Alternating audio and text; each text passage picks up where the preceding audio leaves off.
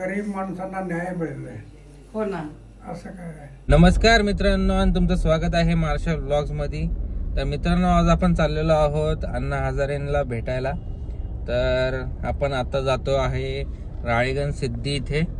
तर चला बघूयात मित्रांनो आपल्याला अण्णा हजारे भेटतायत की नाही. तर आता आपण पोहोचलेलो आहोत. खरं म्हणजे मी ब्लॉग थोडा उशिरा चालू केलाय शूट करायला. So here we are going. तर मित्रांनो आता आपण आहोत पारनेर तालुक्यामध्ये. तर हे बघा इथून सगळं सुरू होत आहे. तर अण्णा हजारे जे आहेत यांनी खूप सारं आपल्यासाठी खूप मोठं बलिदान किंवा खूप मोठं काम केलेलं आहे मित्रांनो. जसं की तुम्हाला माहीत असेल माहितीचा अधिकार हा आपल्याला आधी नव्हता. ज्यावेळेस अण्णा हजारे यांनी उपोषण केलं त्याच्यानंतर हा कायदा आलेला आहे आणि आता आपल्याला कुठल्याही गोष्टीची माहिती गव्हर्नमेंट गोष्टींची लगेच भेटते. तर हे आपण एंट्री केलेली आहे जिथे अण्णा हजारे यांचं म्युझियम आहे आणि ऑफिस देखील आहे मित्रांनो. साहेबांना सिक्युरिटी कायम असते. पोलिसांची गाडी दिसते मित्रांनो. समोर तुम्ही बघता ते आहे ऑफिस आणि इथे पूर्ण माहिती आहे सगळ्या आंदोलनांची. जन आंदोलन museum Ralegan Siddhi from 1980 to 2020 40 years. तर हे काही जीवन प्रवास भारत के राष्ट्रपती. सो तुम्हाला सगळे याच्यामधले दाखवतो मी. तुम्हाला पॉज करूनही देखील रीड करू शकता मित्रांनो.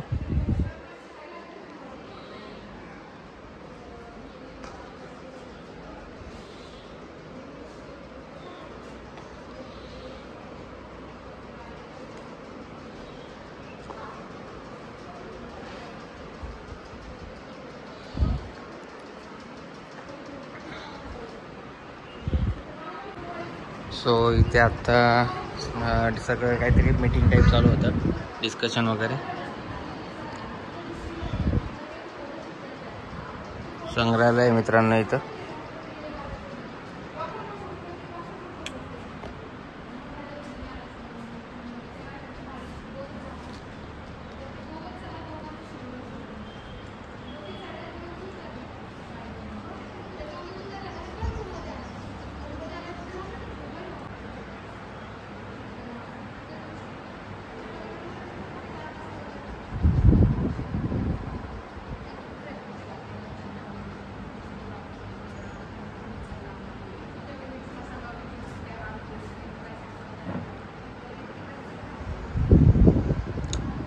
भरपूर काही मित्रांनो अचिव्हमेंट्स आहे.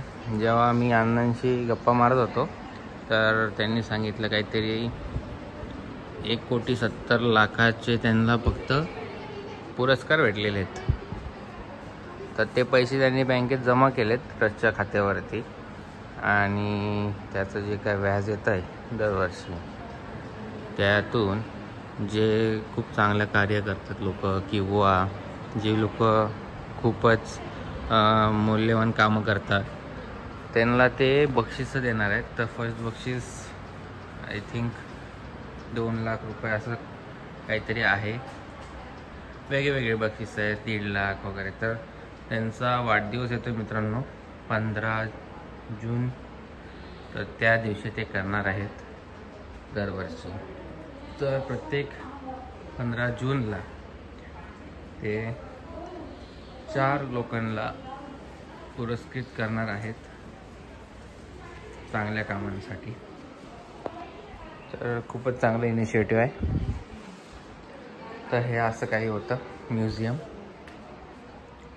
सो मस्त वाटतं मित्रांनो, भारी आहे. झाडं तर खूपच मस्त असतात. आंबे वगैरे आहेत.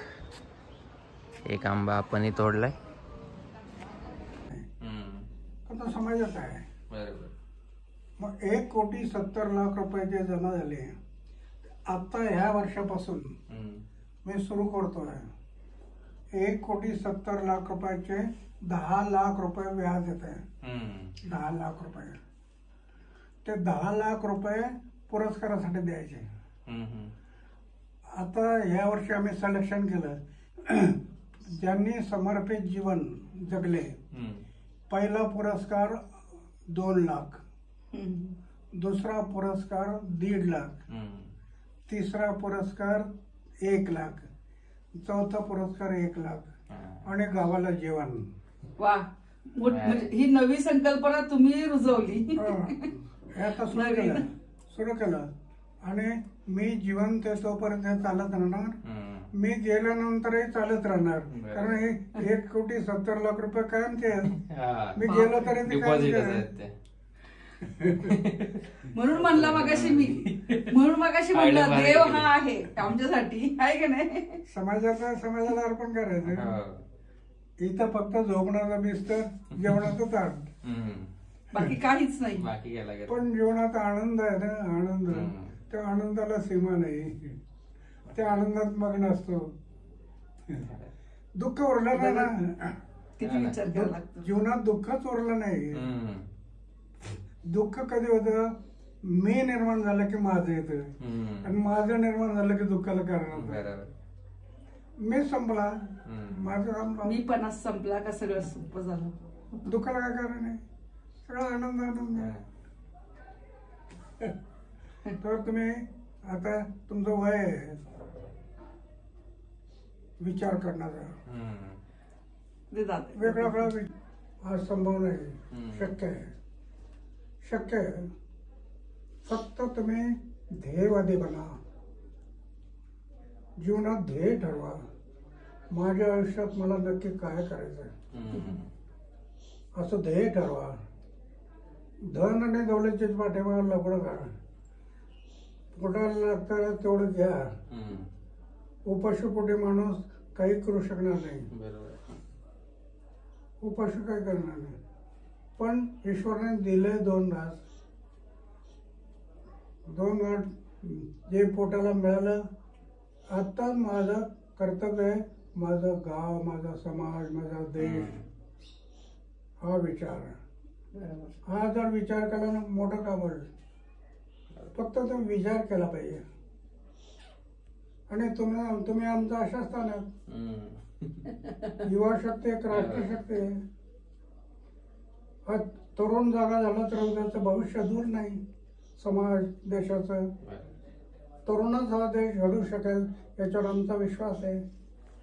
म्हणून मी तरुणांच्या मागे लागतो.